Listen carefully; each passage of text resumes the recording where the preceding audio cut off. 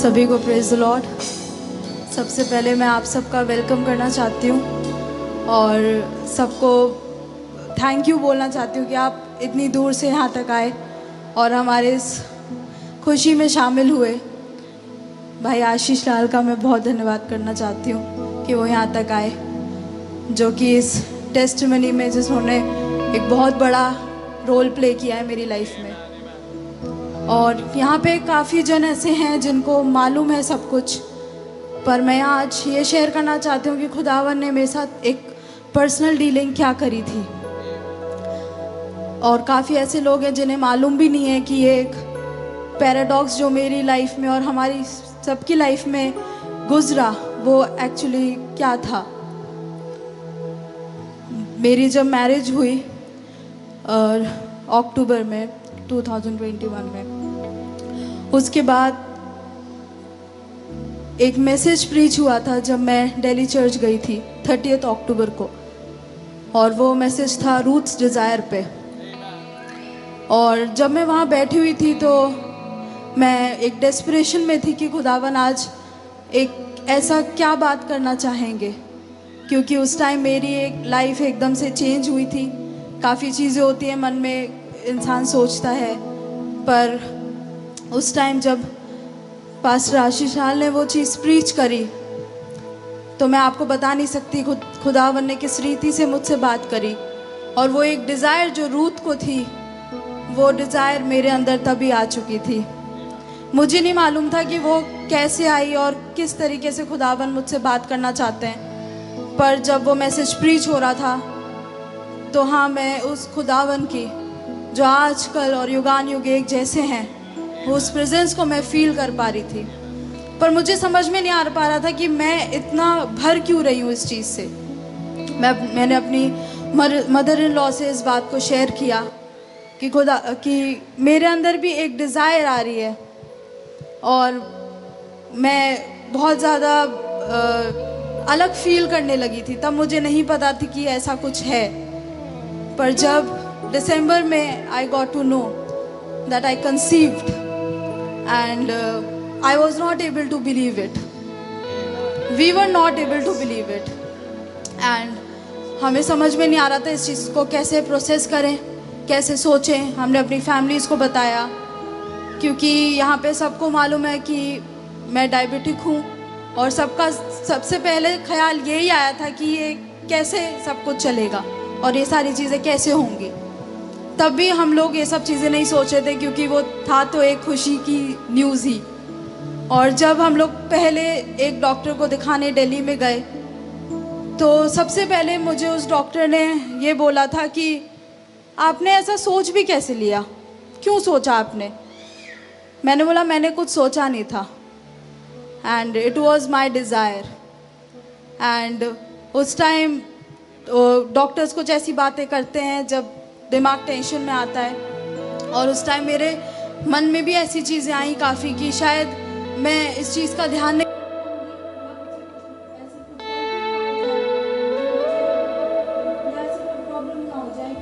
दिमाग ऐसा सोचता है। और हमने फिर उसके बाद मेरे लॉ से ये बात शेयर करी और सब लोग बहुत खुश थे। उसके बाद धीरे धीरे चीज़ें हुई और मैं एटा आ गई थी।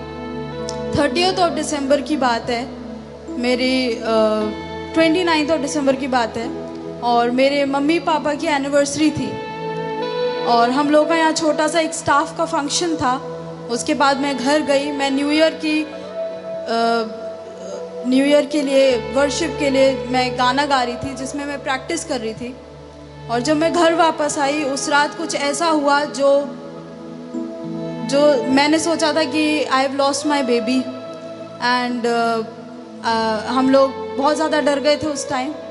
एंड मेरे हस्बैंड मेरे भाई एकदम से आए, मुझे याद है। सब लोग ऐसे रो रहे थे जैसे किसी की डेथ हो जाती है, तो everybody was crying like that. And मेरे भाई आए, अनुग्रह, उन्होंने आके सबसे पहले दुआ करी वहाँ पे। और मेरे को कुछ समझ नहीं आ रहा था कि ये दुआ कैसी है क्या नहीं होगा, पर मैं शांत रही। और अगले दिन हमने डिसाइड किया कि हम एक डॉक्टर को कंसल्ट करते हैं कि कैसे क्या चीज़ें होनी है। जब हम गए तो उस बेबी की हार्ट बीट बहुत कम थी and I thought that I will lose him. And जब मैं गायनोकोलॉजिस्ट से मिली तो उन्होंने मुझसे बोला that within 4 to 5 days you will lose this baby.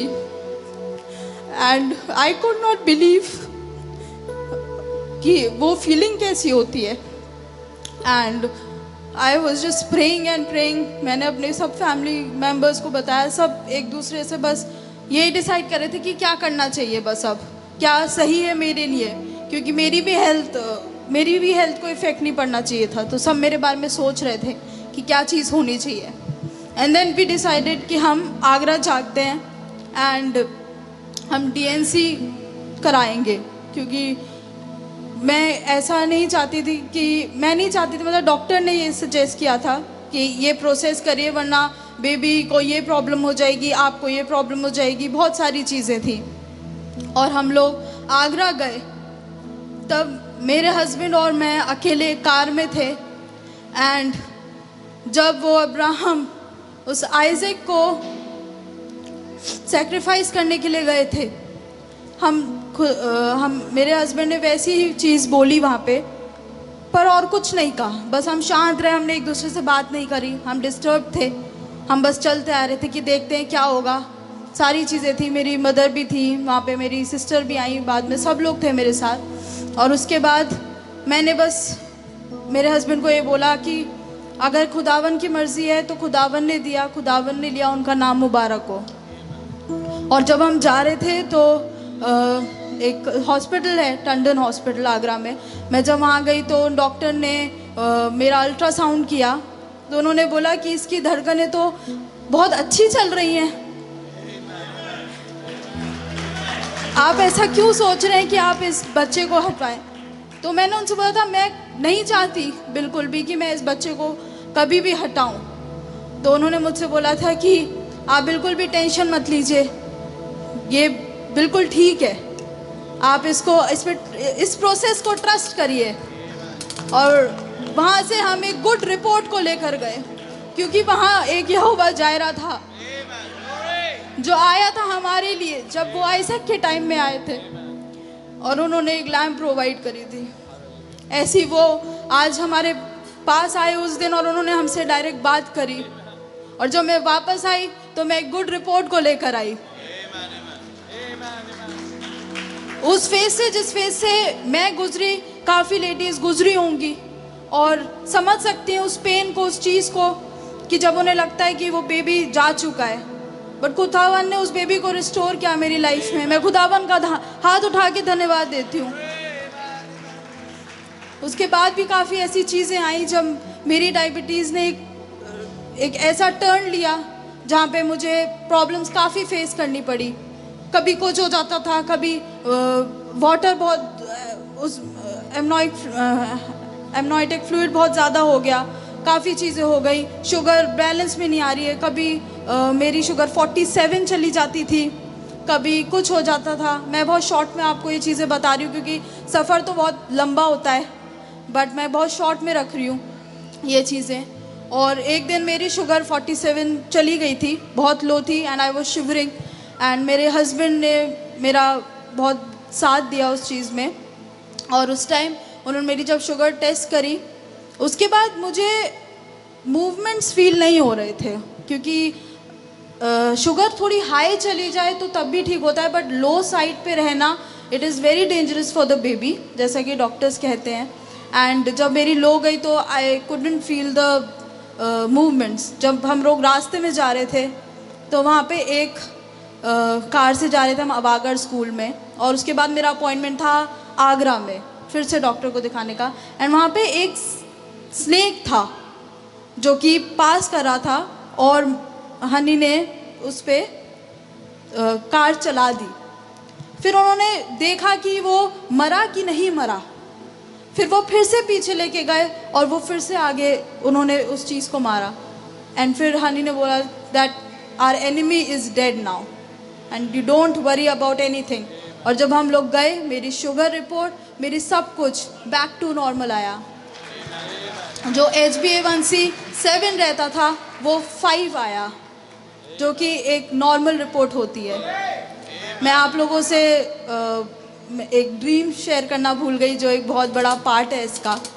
मैंने सबसे पहले रूट डिज़ायर के बाद एक ड्रीम देखा था, जिसमें मैं एक बेबी को पकड़ी हुई हूँ एंड वो एक वाइट क्लॉथ में रैप्ड अप है, और एक बहुत सारे हर्डल्स को मैं पार करते हुए जा रही हूँ, भाग रही हूँ बहुत तेज़ तेज़। काफ़ी प्रॉब्लम्स, परेशानियाँ मेरी लाइफ में आ रही हैं। जब मुझे पता भी नहीं था कि मैंने कंसीव किया, तब मैंने ड्रीम देखा था। और उस टाइम जब मैं जा रही थी, भाग रही हूँ, वहाँ पे काफ़ी सारे गंदी चीज़ें हैं, बहुत मतलब अच्छा सीन नहीं था बिल्कुल। But at the end the victory was in my hand. और उसी टाइम एक दिन चाचा ने प्रीच किया था, जब संडे का दिन था वो, और मैं वहाँ बैठी थी, that your diabetes is nothing but the victory is in your hands। And तब मैंने उस चीज़ को बिलीव किया। ऐसी ही मेरी बैक की प्रॉब्लम थी, तब भी खुदावन ने मुझसे एक डायरेक्ट डीलिंग करी। जब मुझे प्रॉब्लम हुई, मेरी बैक में से एक आवाज़ आती थी बहुत ज़्यादा उसमें, एंड एक ऐसी चीज़ थी वो जो क्योर नहीं हो पा रही थी, जिससे मैं बहुत ज़्यादा परेशान थी। उसी टाइम चाचा रेवलेशन में से एम्बर, जैस्पर और ऐसे चीज़ों के बारे में बातें कर रहे थे। तब मैंने सोचा कि ब्रदर ब्रैनम ने एम्बर लाइट के बारे में कहाँ बात करी है, मुझे जानना है। और वो शाम का मैसेज जब चल रहा था, तब मैंने टेबल खोली, मैंने एम्बर उस पर टाइप किया, और एक मैसेज है, शो अस द फादर। उसके मैसेज बस मैंने खोल लिया, जबकि उन्होंने एम्बर लाइट के बारे में बहुत बार बात करी, पर पता नहीं वही क्यों मैसेज खुल गया। और मेरे पास मेरा फ़ोन नहीं है, बट मैं आपको बताऊंगी कि उस मैसेज में कैसे ब्रदर ब्रैनम ने डायरेक्टली मुझसे बात की। उन्होंने सीधे बोला, that lady, that amber light is on you right now and you are soon going to be a mother and your problem is in your back and don't worry, now you are healed, go. And उस दिन, ये बहुत बड़ी गवाही है मेरी, कि आज तक की डेट में वो बैक की प्रॉब्लम मेरी दोबारा आई नहीं, क्योंकि वो एम्बर लाइट मेरी लाइफ में आ चुकी थी। एजिकेल, जैसे ही मेरा 9th मंथ कंप्लीट हुआ था, एजिकेल तभी पैदा हुए थे, और फुल अपना 1 मंथ पहले हुए थे और 1 मंथ कंप्लीट नहीं कर पाए थे, क्योंकि डॉक्टर ने मेरी शुगर लेवल्स को देखते हुए मुझे बोला कि आपका ऑपरेशन होना अभी ज़रूरी है।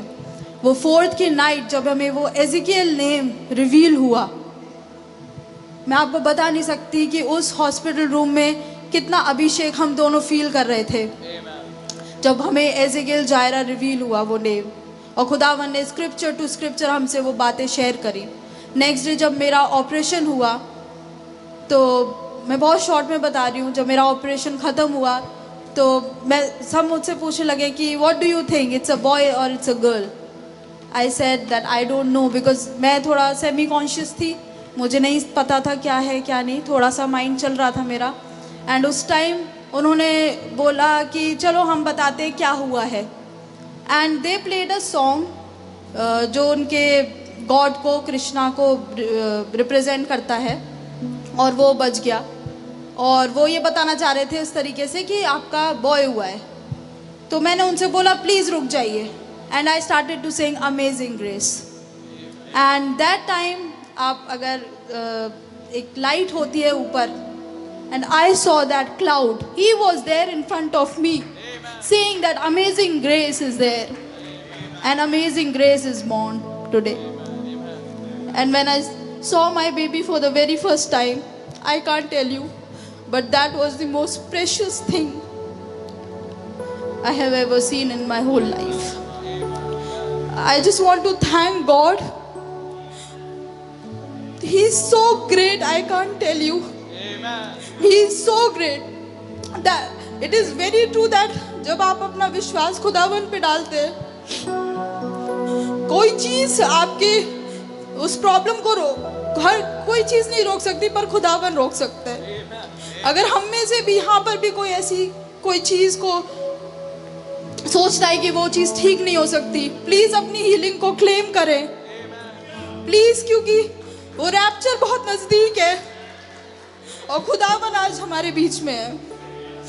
मैं अपनी फैमिली मेम्बर्स का, अपने पापा का, अपनी मम्मी का, अपने सारे इन लॉज का बहुत धन्यवाद देती हूँ, जो मेरे से अब तक मेरा बहुत साथ दिया है, जिन्होंने कि मैं बता भी नहीं सकती। Thank you so much, God bless you all.